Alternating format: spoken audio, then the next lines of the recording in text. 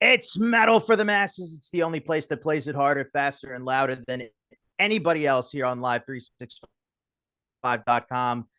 I am joined here by the band called High Octane, but they're here to tell you about it. So, gentlemen, let's talk about your new song. Well, it's what we want to do now. It's just pedal to the metal in some big ass loud and dirty muscle car and just flat out and see where we land with it. Whiskey infused and pushing that V8 to the limit. Yeah, That's what we kind of no had in mind compromises. while writing the song. So yeah, Very nice. And so you do have that. I love the artwork. What is the vehicle that you guys have on the artwork for that song? Is it an Impala? No, Actually, I think that was the basic idea. Yeah, Yeah. I'm not Okay. sure. I didn't make it, but I guess it was the basic idea. I got you. Starting from my left to right, the gentleman in the Hellfire Club shirt, and then moving on. Introduce yourselves and what you guys do in the band. Okay, my name is Rob, or Roberto, as people call me, and I play bass. I'm Junior. I play lead guitar. And I'm Tom, and I play lead guitar as well. And where are you guys from? We're based in Belgium. Like we have Okay. two sides in Belgium. We are from the north, The Flemish. the Flemish side, Yeah, the Dutch Gotcha. people. So barrel smoke and high octane and muscle cars and heavy metal, it's very American, I want to say. Is are you guys like a big fan of that kind of stuff? Is that like kind of the vibe that you guys are trying to get off with this, or like what are you guys trying to like really just convey with this music here? Because it's very American. Is the scene in Belgium like very Americanized, or is it like what's the scene like in Belgium? The scene in Belgium is like shit, but Yeah. what we dig is like British and American hard rock, heavy metal bands. And yeah, I guess we just wanted to create a wall of sound, Yeah, mix I mix got that you. mix that in with some ZZ Top influence, with some good old American Skinner influences, and then Motorhead. Motorhead, and then you get kind of that southern vibe, but full on heavy sounding. That's basically what we try to achieve. I don't think we were trying to achieve like more an American sound. We just want to go back to the 70s and the 80s. Yeah. Gotcha.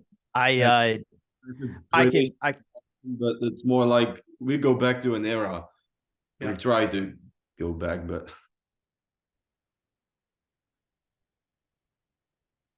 I can really get behind that kind of stuff. I am a very big fan of the 80s hair metal.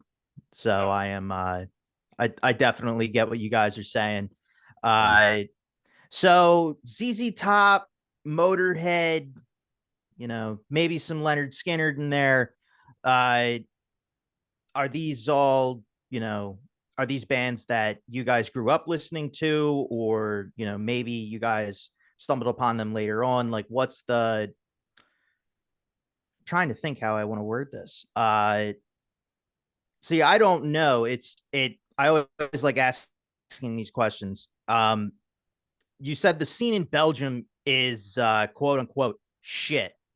yeah. What is can we go a little bit deeper into that? Like, what do you mean it's shit? Like no metal at all? It's few and far between. Like what kind of sounds do you mainly hear? You kind of have a couple of metal bands, but mostly it's this poppy thing that you can find here.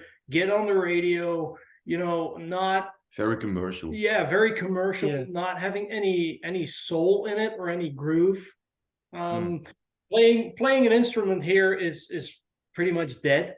It's all DJ stuff as well, and really, I don't think people play music that they really like, and they try to write some music just to get on the radio or yeah, Yeah, you get know, those. to be commercial. Yeah, Well, that's Like, interesting because that's something that I talk about a lot on my show. The the commercialization of the music scene. You have a lot of artists that just come out with the same shit that sounds like everybody else, and it's getting harder and harder and harder these days to find an artist that doesn't really sound like anybody else, you know.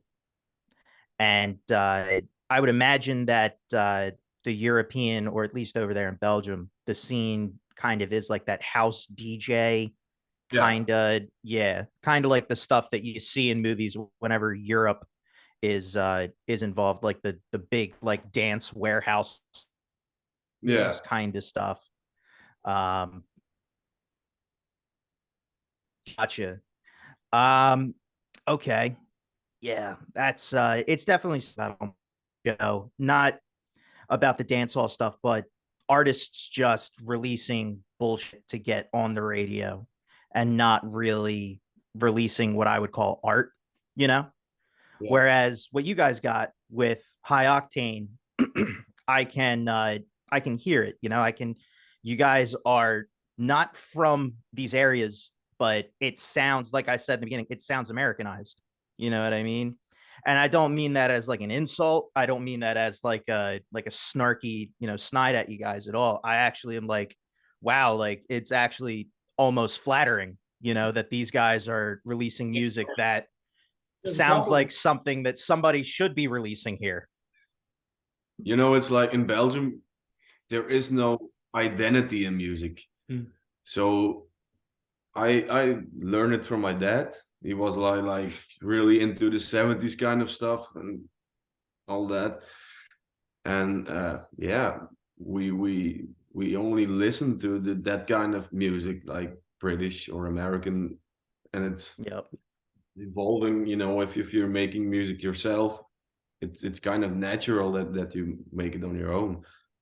Well, there had to have been some Belgian, heavy metal heads like that had made it big, like back in the day. I Yeah, I I'm sure there are some. I'm just like, the name's just not coming to my head. But it what I love the most about Metal Man is that it's so far reaching around the globe.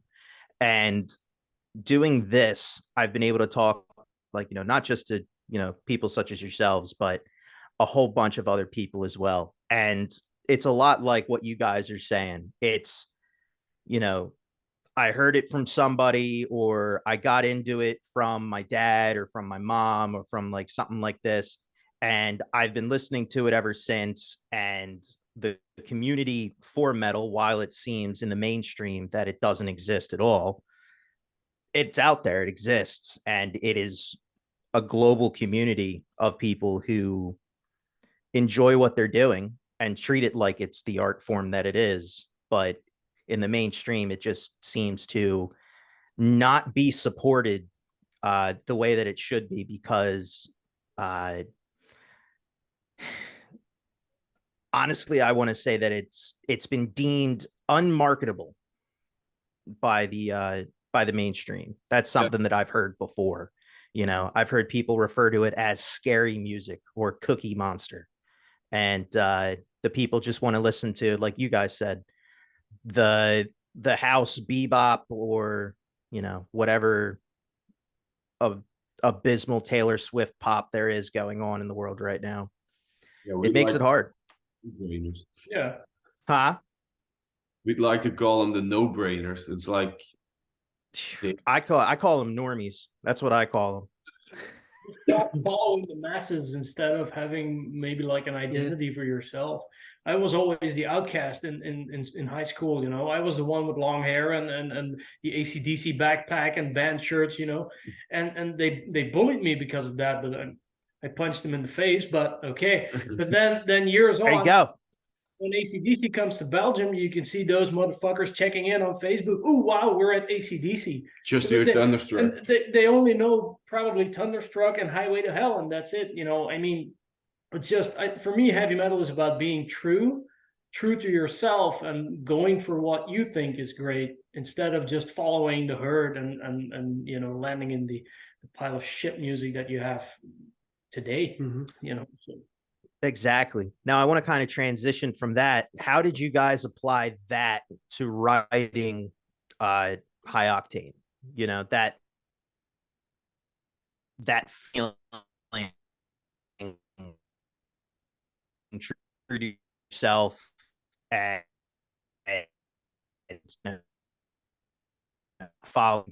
not following the crowd. You know, how did you guys called High Octane? We just play what we want to hear.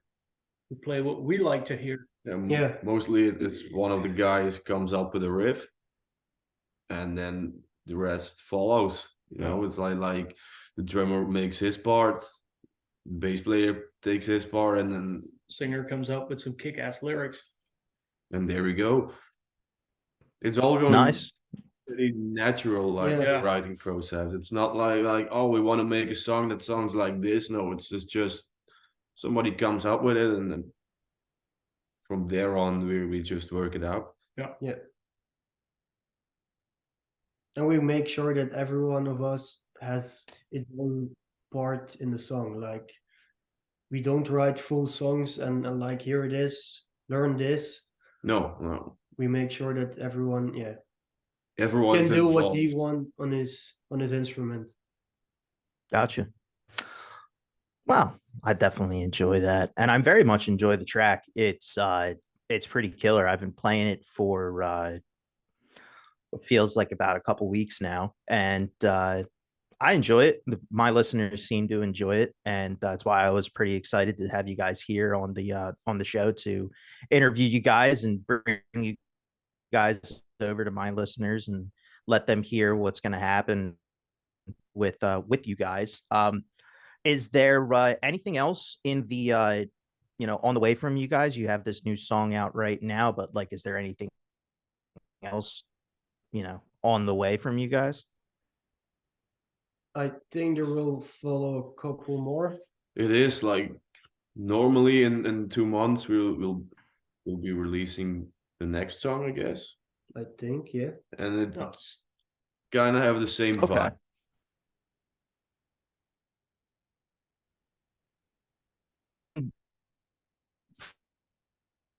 For nothing before the end of this year, but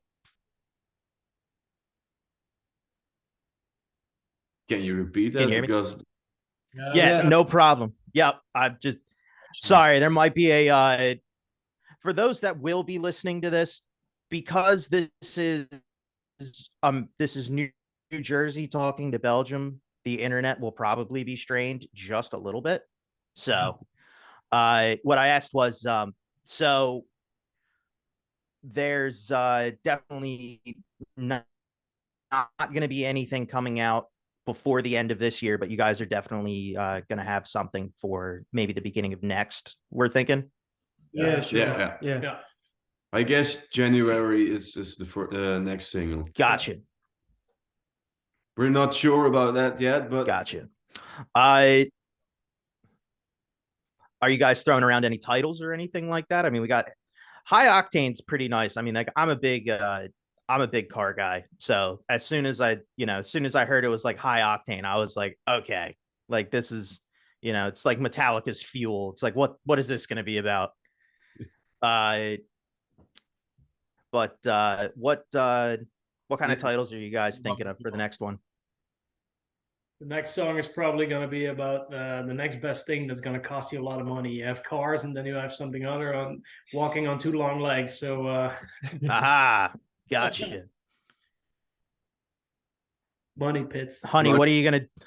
I definitely am. I'm sensing some AC/DC vibes in there. Like, honey, what do you do for money? You know what I mean? Actually, the song has some AC/DC vibes. Yeah, I guess. Actually, pretty bit. Yeah. I think you're gonna like. I can't wait. I think everybody's gonna enjoy it. So you guys are partnered up with Soda Records. Yeah. I know Soda Records through my buddy Josh, who runs a side thing called Metal Incorporated. Um, how have you guys been enjoying Soda Records so far? Have they been treating you guys good? Yeah. Awesome. Yeah. Awesome. It really couldn't be better for me. Best Yeah. decision made. Yeah. That's awesome. Absolutely. Um, I'm very happy about that because I would hope that he's a good guy, but I recently just teamed up with him too to get music onto my show. So because Metal for the Masses, what it's about is it's pretty much this, finding artists from all over the world in the underground scene and just bringing it to people so they know they exist, so that band can get as much exposure as possible. And you know, Metal Incorporated, which is my buddy Josh's project. I was originally with him, and that emphasized that, and now Soda Records, emphasizes that as well. So it's good. I like seeing the scene help itself. You know what I mean? Yeah. Yeah. Yeah. It's like we signed with Soda Records in June, July. Yeah, right before the guess. summer, I think. Yeah. And ever since, it's like booming. Yeah. For us. It's really great. And It's didn't really expect great. that. It's really awesome. And what's really That's good. That's really good. he has the same And they got a couple other bands. like us. Yeah. Yeah. Yeah, it's something that I love to see because, over here in America, it's you would think that we would have like a bigger metal scene than we do.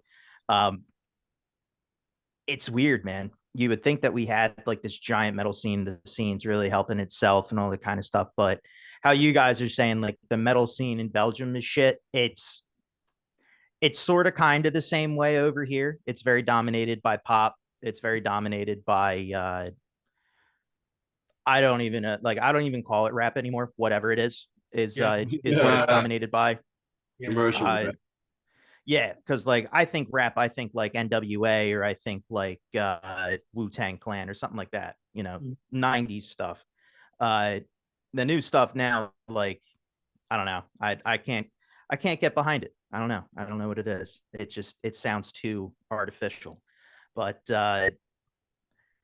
yeah, and even K-pop. There's a lot of K-pop over here, which is strange. But Yeah. it's very strange.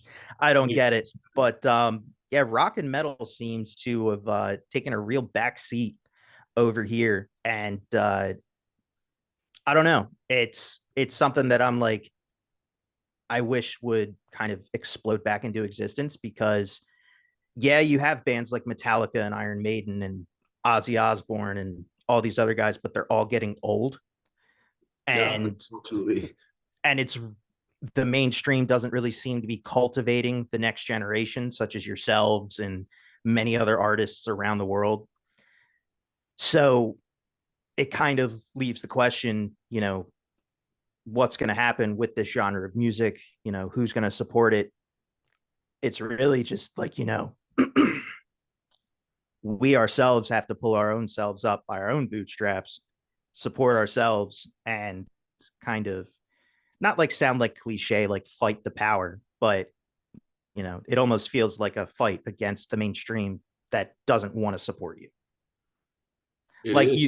Like you said, how you were made fun of for like an AC/DC, and now all of a sudden everybody's like going to an AC/DC concert. It's like, yeah, because everybody's going, right? It's like, well, what the fuck? Yeah.